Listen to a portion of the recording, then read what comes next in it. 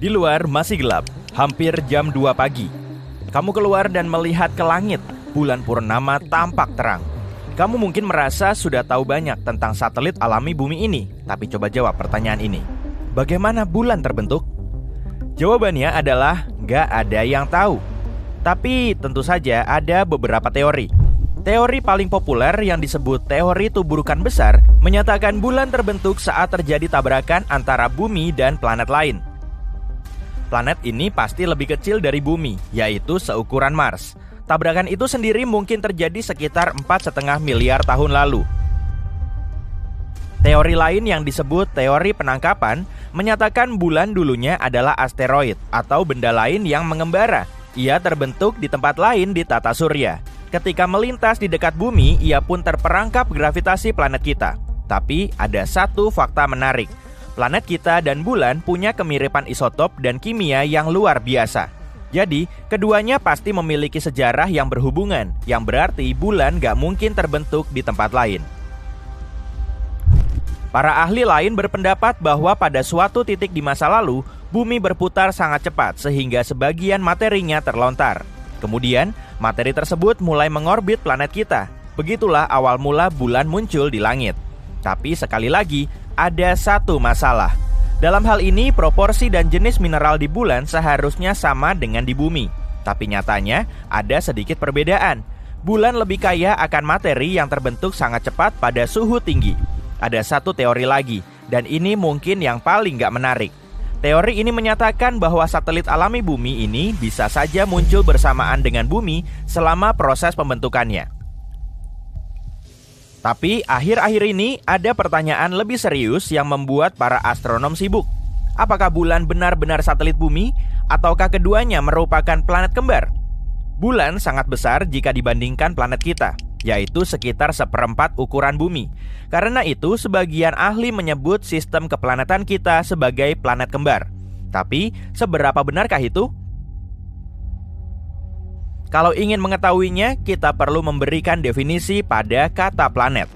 Menurut Persatuan Astronomi Internasional, planet adalah benda angkasa yang mengorbit matahari, cukup besar dan berbentuk hampir bulat karena gravitasinya, dan telah membersihkan area di sekitar orbitnya.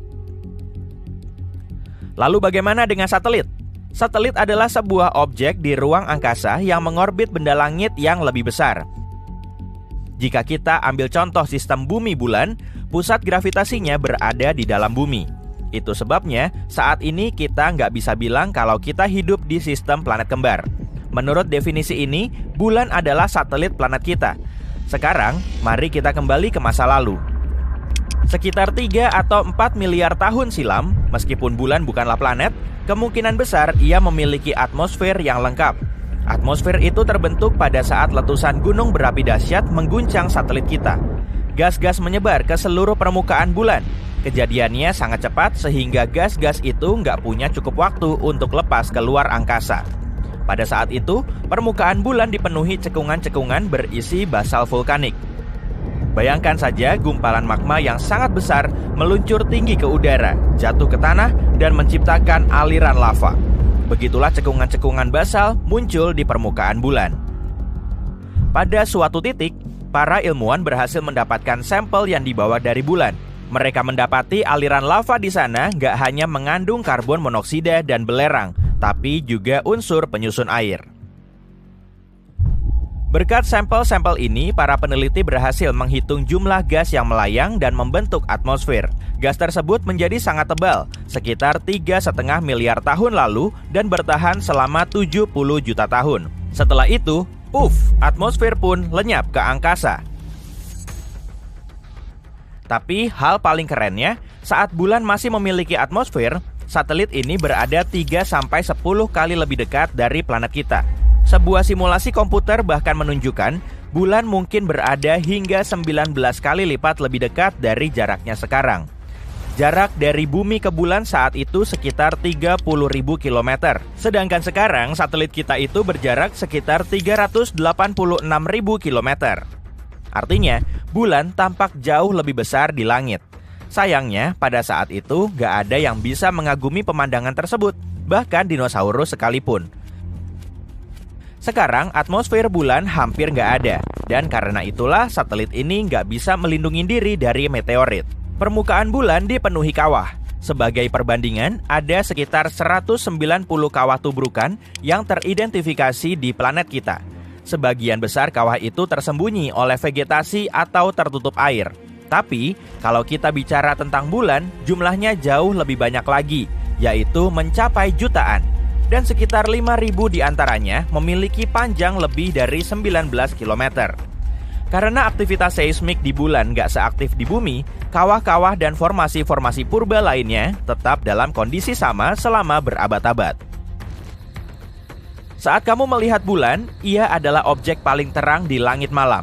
Tapi pada kenyataannya, permukaannya gelap karena pantulan satelit alami kita ini hanya sedikit lebih tinggi dibanding aspal.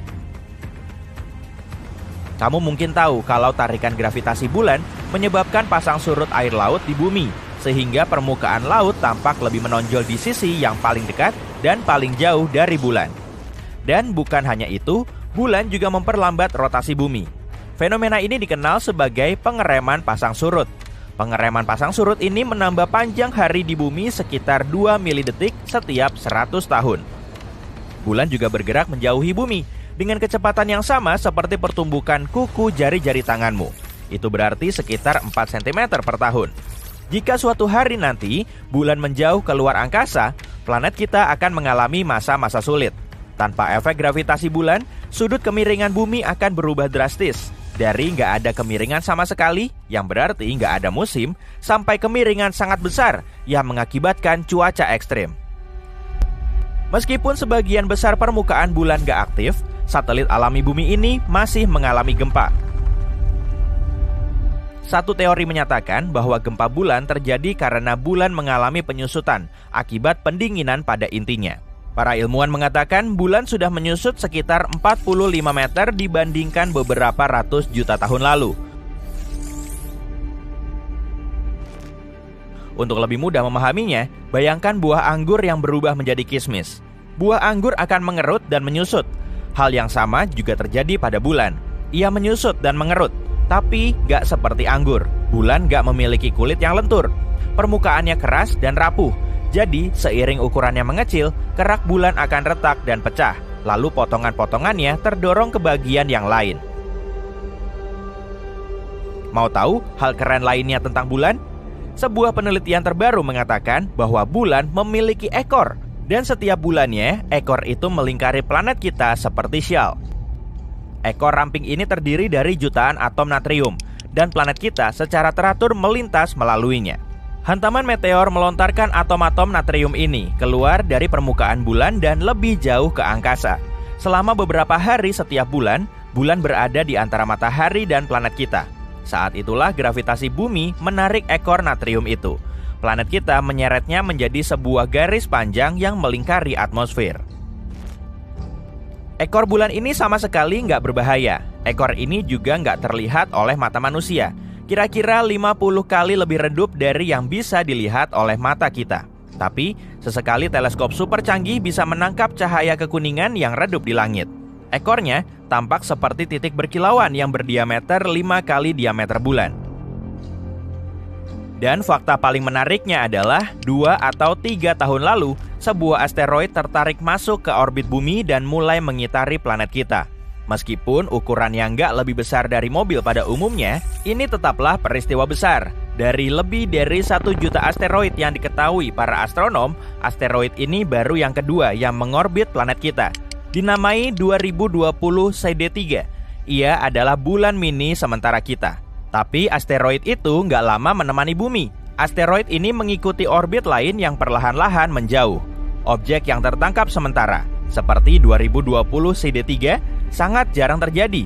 Objek-objek tersebut harus memiliki arah dan kecepatan tertentu agar bisa ditangkap oleh tarikan gravitasi bumi. Jika tidak, benda-benda itu akan menabrak bumi atau terbang ke arah lain.